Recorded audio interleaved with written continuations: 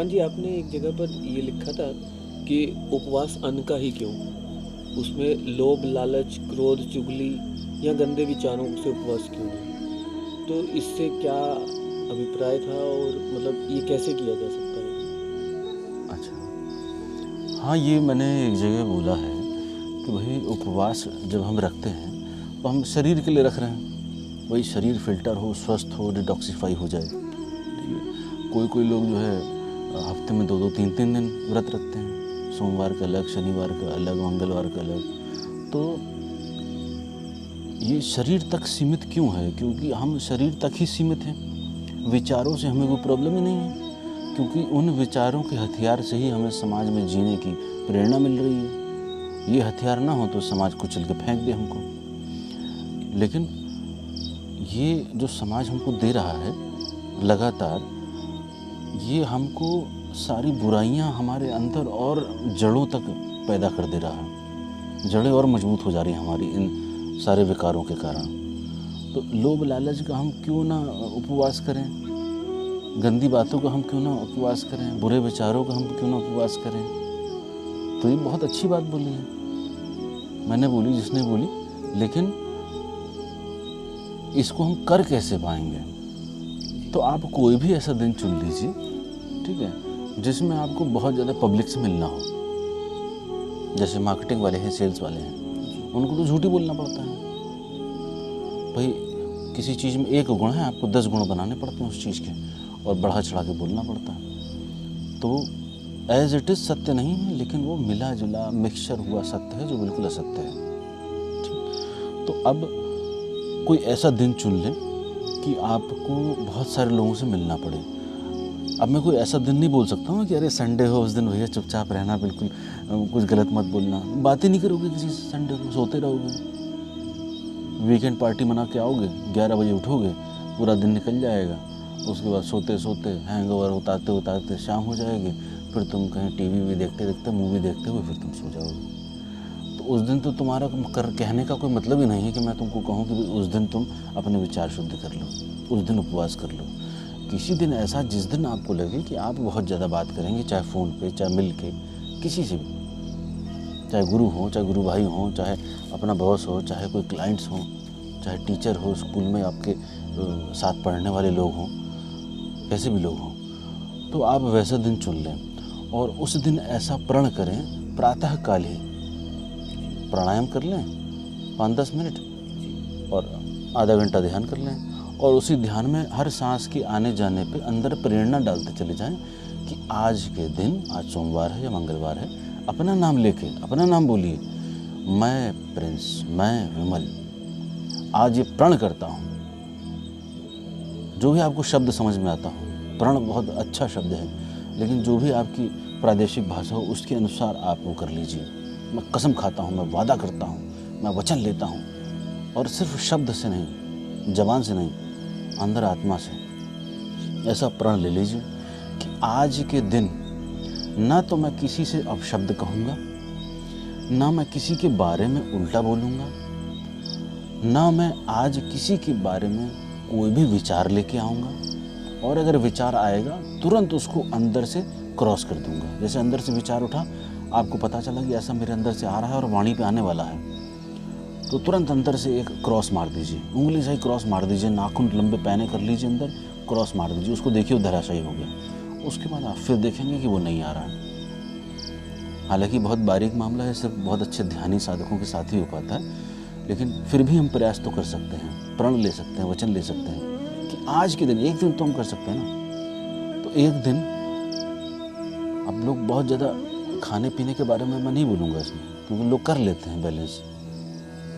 बहुत दिन दारू पी ली तो चलो बहुत दिन दारू नहीं पिएंगे, बहुत दिन बाहर जाके खाना खा लिया तो अब कुछ दिन जो है नहीं खाएंगे, वो कर लेते हैं मैनेज।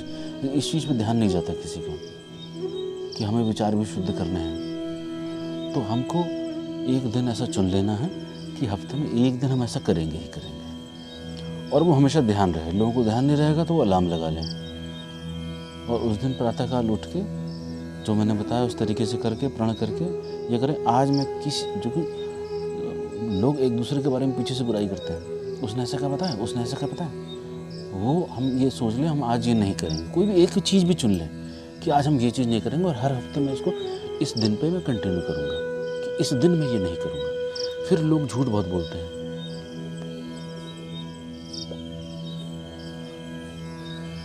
तो उस दिन प्रण कर लें कि आज के दिन मैं भूल से भी झूठ नहीं बोलूँगा, क्योंकि आदत हो गई ना झूठ बोलने की, तो बिना चाहे हुए ही झूठ निकल जाता है।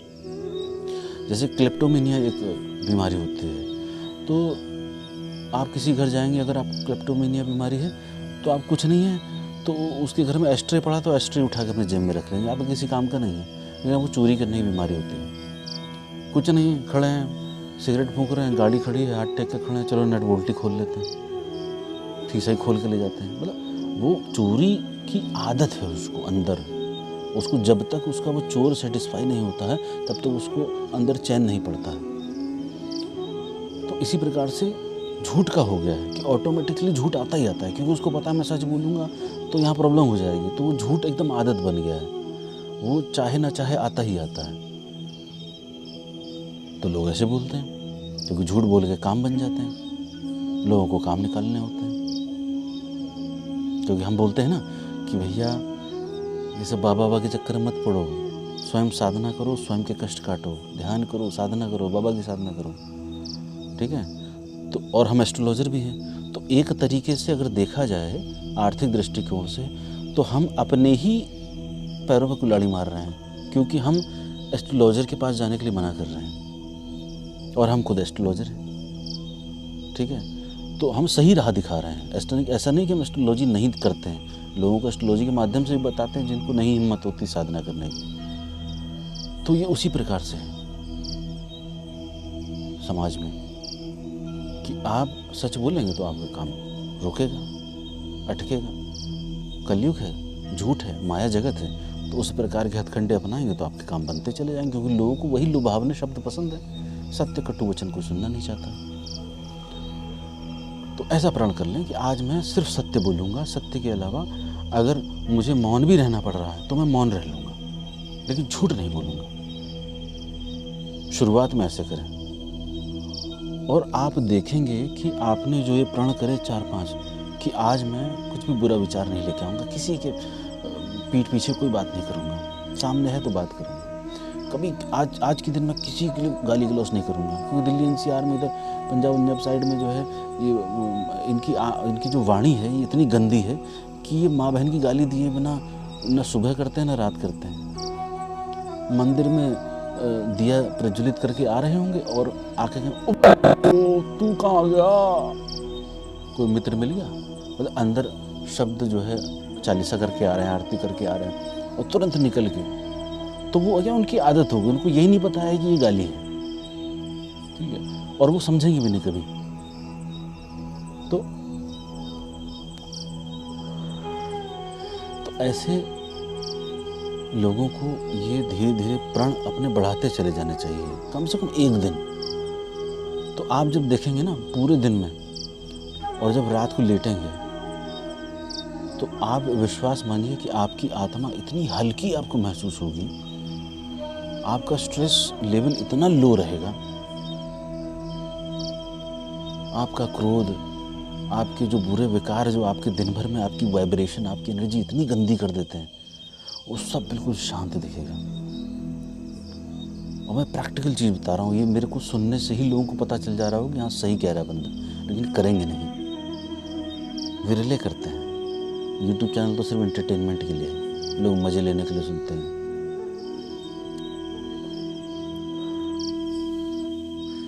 जो वास्तविक हैं वो चरण पकड़ के भीख मांगते हैं कि गुरुदेव मार्ग दिखाइए सत्य का, तो उनको सत्य का मार्ग दिखाया जाता है।